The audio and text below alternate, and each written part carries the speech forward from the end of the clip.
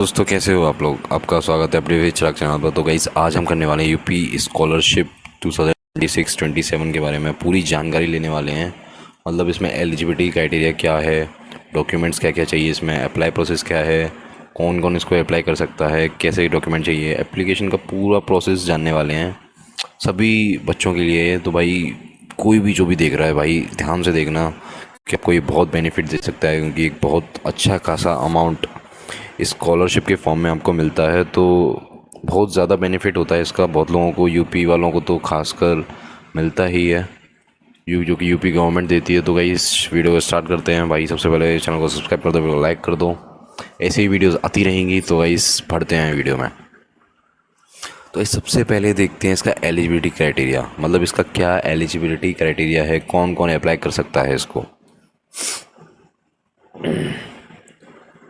तो भाई डोमिसाइल, मतलब सबसे पहला पॉइंट है स्टूडेंट मैंडेटरी रूप से यूपी का रेजिडेंट होना चाहिए, मतलब यूपी का ही रेजिडेंट होना चाहिए। वो यूपी में उसने स्कूल अपना 12th पास किया हो, यूपी का रेजिडेंट होना चाहिए।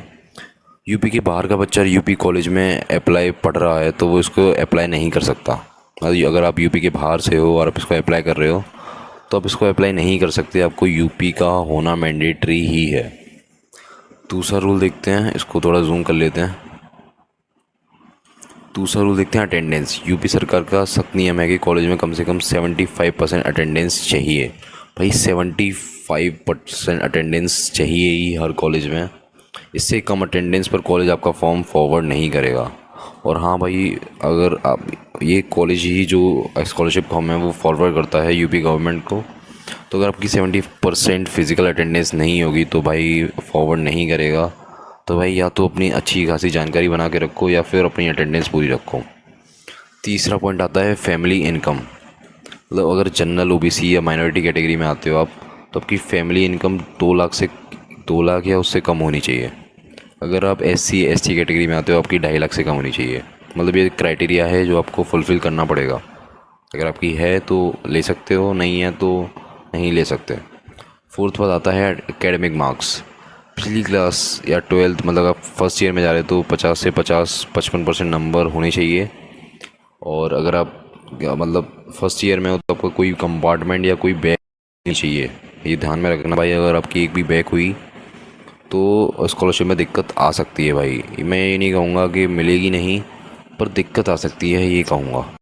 तो ये 4 पॉइंट है जो कि आपको दिमाग में रखने हैं। अब बढ़ते हैं अपने दूसरे पॉइंट की तरफ। डॉक्यूमेंट, मतलब इसमें डॉक्यूमेंट वगैरह क्या क्या चाहिए और क्या क्या मतलब रेडी रखें पहले से ही। तो भाई सबसे पहले नंबर पे आता है आपका आधार कार्ड। इसमें स्टूडेंट का नया फंक्शनल मोबाइल नंबर लिंक्ड होना चाहिए। आपका आधार कार्ड में आपका एक मोबाइल नंबर लिंक होना चाहिए, जो कि आधार OTP वेरिफिकेशन के लिए ज़रूरी होता है। ये तो सबके पास ही होता है वैसे। दूसरे नंबर पर आता है इनकम सर्टिफिकेट, जो कि पेरेंट्स का होता है, आपका नहीं होता, और ये डिजी लॉकर से वेरीफाई होना चाहिए। इनकम सर्टिफिकेट भी पेरेंट्स के नाम का होना चाहिए, जिसमें कि आपकी 2 लाख से कम होनी चाहिए जब आप स्कॉलरशिप ले सकते हो। और नया बना हो तो बेस्ट है, मतलब रिन्यूअल कराते रहना इसको। तीसरे नंबर पे आता है कास्ट सर्टिफिकेट, जाति प्रमाण पत्र। और जनरल कैटेगरी को छोड़कर बाकी सब, जनरल कैटेगरी में हो तो आपकी जो कास्ट सर्टिफिकेट है वो नहीं लगेगा, पर OBC SC ST माइनॉरिटी के लिए एप्लीकेबल है। आपको ये लगाना पड़ेगा जब आपको स्कॉलरशिप या कुछ मिलेगा। फोर्थ नंबर पे आता है डोमिसाइल सर्टिफिकेट, जो कि यूपी रेजिडेंसी वेरीफाई करने के लिए। मगर वो डोमिसाइल किसके लिए होता है वो मैं बता दूं। डोमिसाइल सर्टिफिकेट उसके लिए होता है आप कहाँ के हो। डोमिसाइल मतलब निवास प्रमाण पत्र, आपका निवास कहाँ पे है। अगर आप यूपी होगे तो आप वेरीफाई हो जाओगे। फिफ्थ पे आती है आपकी एकेडमिक मार्कशीट, मतलब आप कहाँ से अपने 10th 12th और ग्रेजुएशन पास की है। फर्स्ट ईयर के लिए 10th 12th की मार्कशीट चाहिए, और सेकेंड ईयर के लिए आपको इस सेमेस्टर के रिपोर्ट्स कार्ड वगैरह की चाहिए। और ये आपको एक नोट ध्यान में रखना है, सभी डॉक्यूमेंट्स की साफ़, क्लियर और ओरिजिनल स्कैन कॉपी रखें भाई, ये ज़रूरी है। सिक्स आती है करंट ईयर फ़ी रिसीप्ट। एडमिशन के बाद कॉलेज से मिली ऑफिशियल प्रिंट रिसीप्ट। फ़ी फॉर्म में नॉन रिफंडेबल एंटर करना होता है, जो कॉलेज से पूछ कर ही भरना चाहिए। मतलब आपको जो करंट ईयर में जो आपने फ़ीस जमा की है इस साल की, वो आपकी मतलब होनी चाहिए, एडमिशन के वक्त कॉलेज से मिली जो ऑफिशियल होती है फर्स्ट ईयर की, वो इसमें लगती है। 7 नंबर पर आता है आपका कॉलेज आईडी, मतलब जो आईडी कार्ड होता है वो होना चाहिए, जो रजिस्ट्रेशन के वो भी आपके पास होना चाहिए। 8 नंबर पे आता है आपका और मतलब अकाउंट। स्टूडेंट के नाम का उसमें क्या गलती करते हैं, स्टूडेंट के नाम का होना चाहिए, मतलब बिल्कुल जो मार्कशीट में नेम है उसी जैसा नेम, बिल्कुल सेम बैंक का होना चाहिए। जब भी जो फ़ंड है वो ट्रांसफ़र होता है आपके बैंक अकाउंट में, कुछ भी मिसमैच हुआ, कुछ भी नौटंकी हुई, तो भाई फ़ंड वो ट्रांसफ़र नहीं करते, क्योंकि भाई गवर्नमेंट काम है। 9th पे आता है आपका एक एक्टिव मोबाइल नंबर होना चाहिए OTP वगैरह के लिए, और एक ईमेल आईडी होनी चाहिए।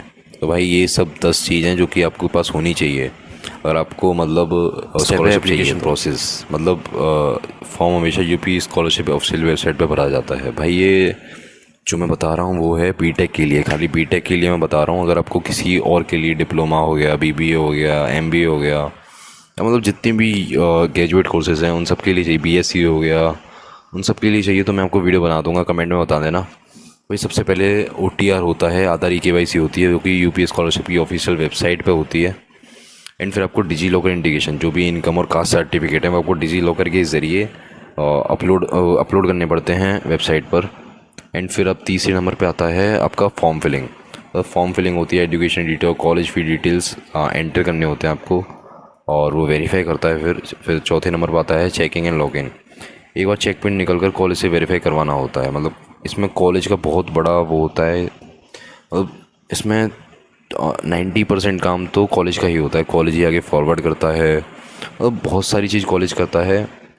लास्ट में आपको हार्ड कॉपी सबमिशन, मतलब ये तो सबसे इम्पोर्टेंट स्टेप है। आपको एक 10 पेज की भाई एक फ़ाइल हो जाती है, उसको सबमिट करना होता है कॉलेज में।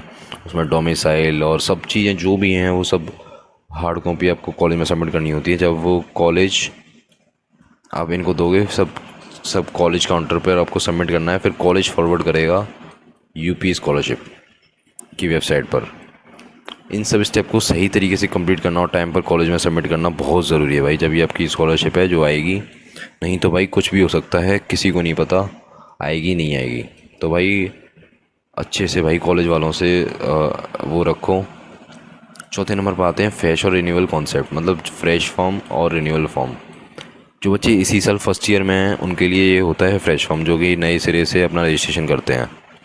रिन्यूअल फॉर्म होता है उनके लिए जो बच्चे 2nd, 3rd year, 4th year में हैं, उनको नया रजिस्ट्रेशन नहीं करना पड़ता। वो पिछले साल की आईडी से ही लॉगिन करके नए सेमेस्टर में बस मार्क्स और फीस अपडेट करके हो जाता है। बस यही डिफरेंस यहाँ बता फर्स्ट ईयर के लिए यहाँ रजिस्ट्रेशन, नया रजिस्ट्रेशन होगा, यहाँ पिछली आईडी से ही लॉगिन करना होगा। क्या करना होता है, पूरी डिटेल्स भरनी होंगी, यहाँ मार्क्स और फीस अपडेट करना होता है बस। यहाँ पे नए स्टूडेंट्स होते हैं और यहाँ पे पहले से ही जो रजिस्टर्ड स्टूडेंट्स होते हैं उनको ही लॉगिन आईडी डाल के बस ख़त्म ये करना होता है।